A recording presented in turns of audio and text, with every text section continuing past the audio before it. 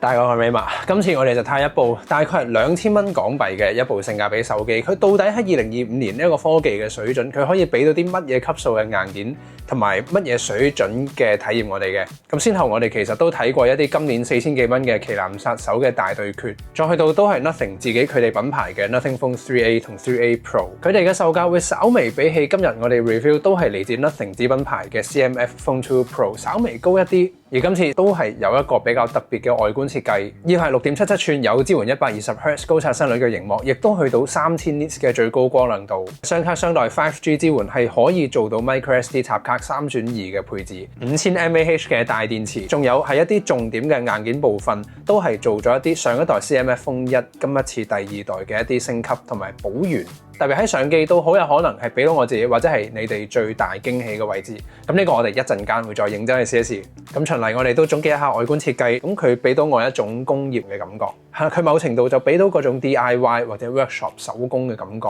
Anyway， CMF Phone 2 Pro 有3隻顏色，有最經典黑色，佢係成個機背都黑色單一嘅設計。白色同埋我手上面橙色嘅效果就有 Jewel Tone 嘅設計。機背係塑膠物料，而上半部分係磨砂嘅質感，下半就有呢一種金屬反光嘅效果。咁今一代 CMF Phone 2 Pro 都有保留咗喺機身右下角呢一度，透過呢個模組化嘅設計，其實可以自己再 attach 一啲小配件上去，而佢就有保留翻呢4粒不鏽鋼嘅螺絲設計，感覺會比較工業風硬朗少少。而喺3相機模組嘅保護環就有採用咗鋁合金嘅金屬物料。最重嘅重點都係喺機底呢度，佢嘅5000mAh 大電 USB-C 插頭有支援33W 嘅插電。而另外係雙卡雙待加 microSD 3選2嘅插卡配置，最多可以做到2TB 嘅 microSD 插卡。屏下指紋掃描器啦，喺呢個價位，但佢都有加上去，係個光學嘅屏下指紋掃描器。佢嘅速度其實同一個旗艦機嘅體感冇乜大分別，唯一同旗艦機有分別嘅係佢 IP54 嘅簡單生活防潑水，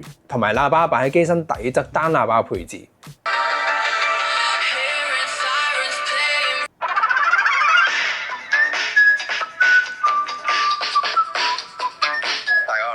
咁如果真係要喺呢部2000蚊手機上面挑一個弱點嘅話，咁我自己都會認為係喇叭上面。咁但係今次 NFC 今次有加翻上去啦，同埋震動摩打都用翻一個線性嘅摩打，觸控嘅感覺係明顯嘅，比起上一代係提升翻一個檔次。咁而家其實同一啲中高價手機感覺唔太大分別，反而喺相機部分就真係應該會俾到我自己或者係你最大驚喜個位置。佢個3鏡頭配置喺 around 2000蚊呢個價位，實際上都係可用嘅實用嘅硬件。咁佢就有一個5000萬像素主鏡頭。Sensor size 係去到1/1.56寸，主流旗艦機個級數嘅。遠焦鏡都有50mm，一個2倍嘅光學變焦。Sensor size 佢去到1/2.88寸，都唔弱嘅一個硬件。最後有800萬像素嘅超廣角鏡。實際出嚟效果，好啦，日光嘅時間呢個場景都相對係比較光源複雜啦。咁佢嘅 HDR 效果嘅要求都會比較高，因為背光啦同埋雲層嘅細節相對係比較多嘅。咁呢3個鏡頭，超廣角鏡、主鏡頭同埋遠焦鏡頭都係有支援自動 HDR 嘅。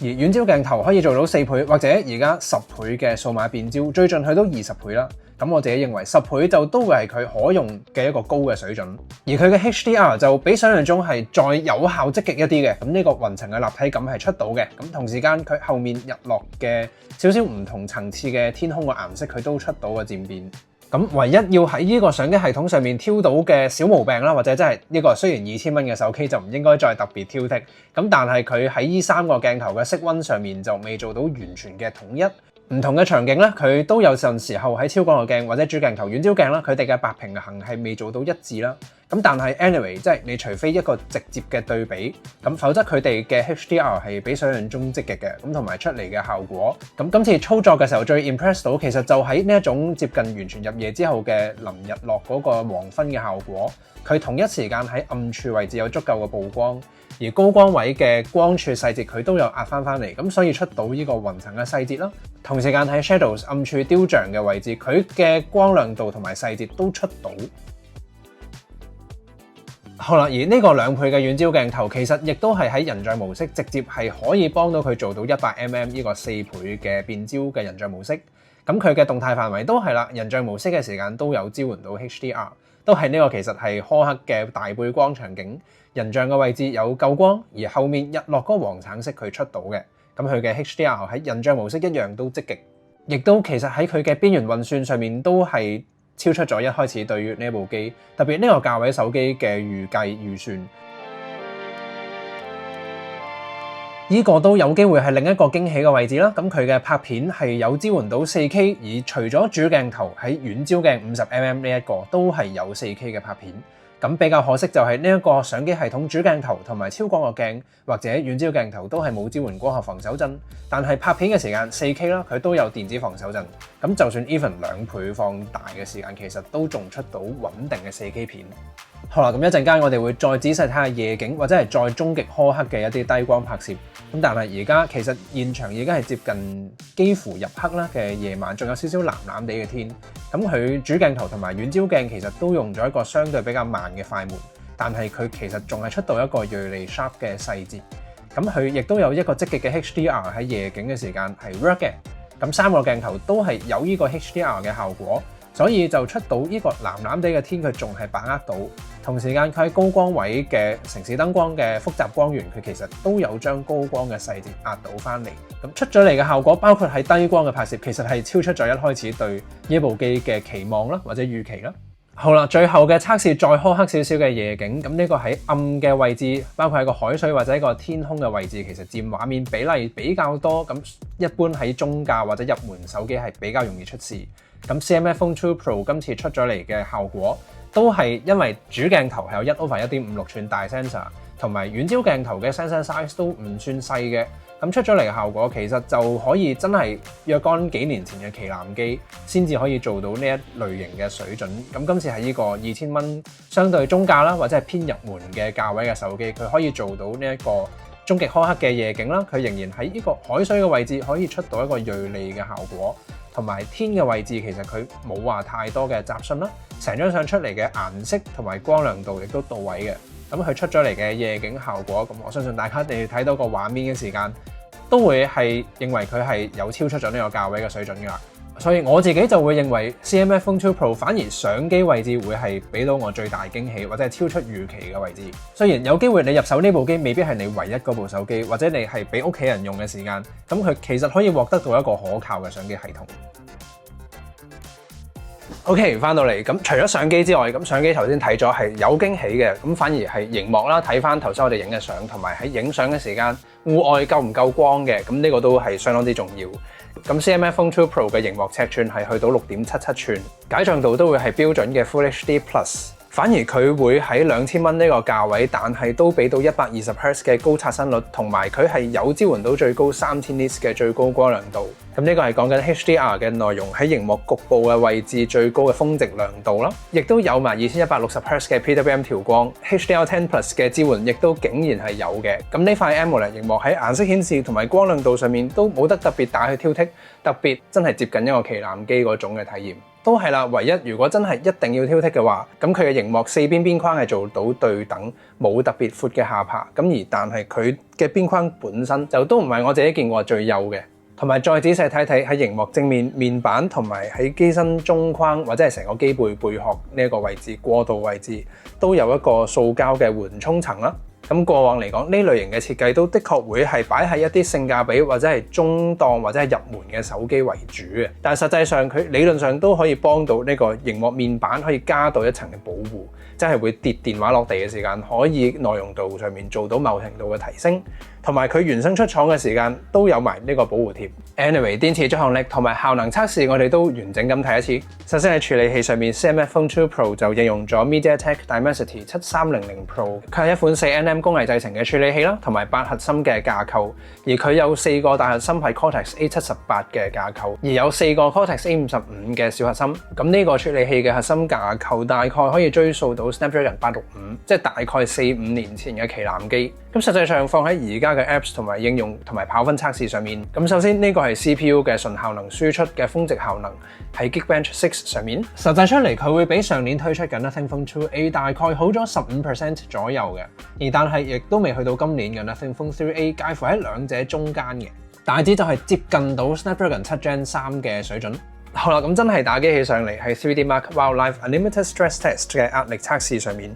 呢個係20分鐘嘅高壓嘅測試。好啦，數據上佢就大概同 Snapdragon 6 Gen 3相若嘅水準，純效能唔係呢部機最大嘅重點啦。但係喺數字上面我哋睇咗實際上面嘅打機體驗佢可唔可以呢？咁喺我哋嘅1個鐘電池續航力測試上面都有玩咗1個鐘嘅 League of Legends Wild Rift。喺呢度嘅設定就用咗60 FPS， 然之後所有嘅解像度啦同埋畫質都係校到最高。咁佢都係出到一個穩定同埋流暢60 FPS 嘅體驗，中度啦嘅遊戲其實係完全冇問題。反而我哋真係挑戰下佢極限，喺 Genshin Impact 原神呢一隻都係大家公認畫質同埋喺佢嘅效能要求上面會係比較高嘅一隻遊戲。今次 CMF Phone 2 Pro 其實用翻中等嘅畫質，基本上係做到而家畫面一樣係穩定流暢嘅體驗。咁我而家係開咗60 FPS 中等嘅畫質，可換度都係有比一開始嘅預期高嘅。咁其實佢亦都係可以玩到遊戲嘅。而我係亦都有試過用高嘅畫質去玩呢隻原神，咁佢其實好勉強係可以玩得到，大致可以一勉強嘅流暢程度。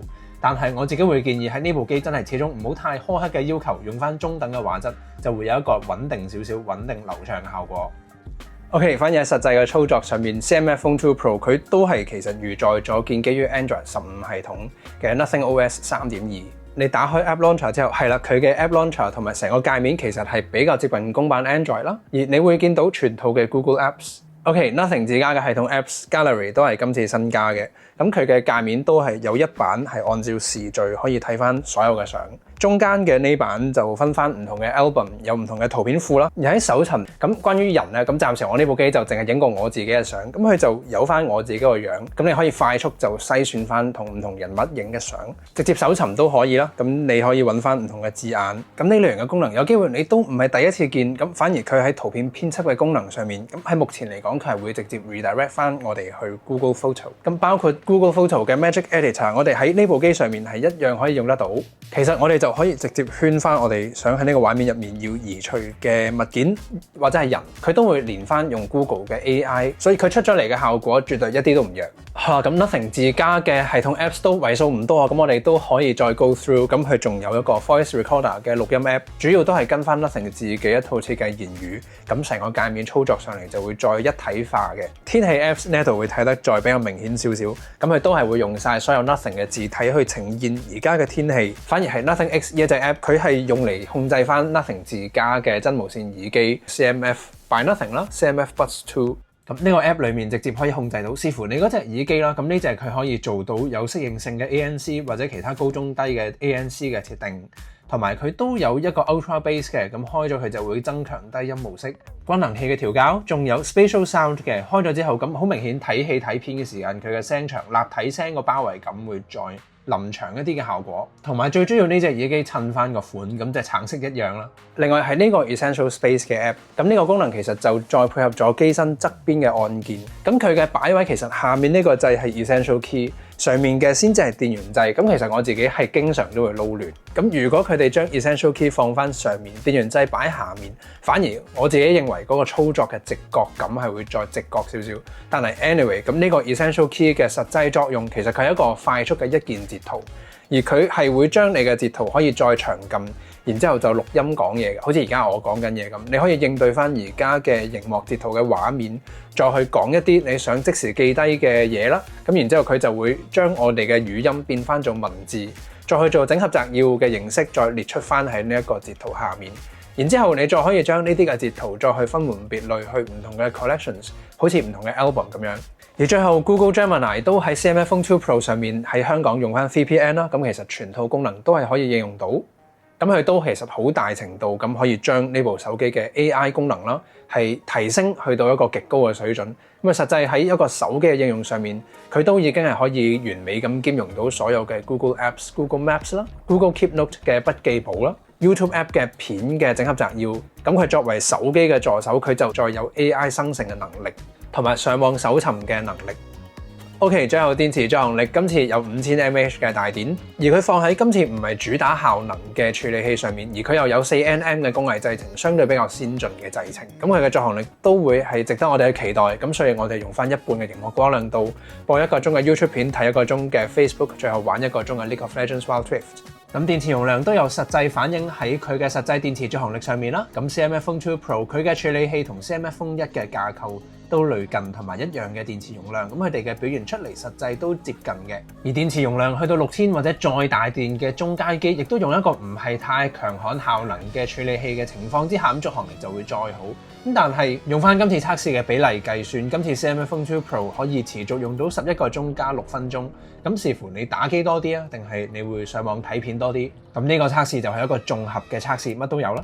OK，CMF Phone 2 Pro 今次佢嘅性價比最高嘅位置都有機會真係3相機鏡頭配置，當中係有一個大 sensor 嘅主鏡頭，同埋有埋一個真正嘅光學變焦。遠焦鏡頭都會係呢一個價位嘅手機，相對係真係的確係少見。而佢嘅螢幕顯示亦都又係喺呢個價位，佢做到一個光亮度高，有120Hz 高刷新率同埋2160Hz PWM 調光嘅螢幕顯示，再有埋支援10億顏色 HDR10+ 嘅格式嘅顯示，效能輸出、日常嘅操作靈敏度，甚至去到一啲中度嘅打機，佢嘅可用度亦都係有比想象中高嘅水準。最後有大電池啦，亦都有 microSD 插卡嘅硬件。好啦，咁都整合一下呢部機最大我自己揾到嘅2個可以挑剔位置，就會係單喇叭配置同埋佢嘅外觀。咁佢的確係比較獨特。咁如果你係真係比較保守嘅設計嘅話，可以選擇翻黑色或者白色啦。咁佢好有可能咧會係呢一個價位螢幕最靚啦，同埋相機效果最好嘅一部手機，絕對咧會係一個性價比相當之高啦喺呢個價位。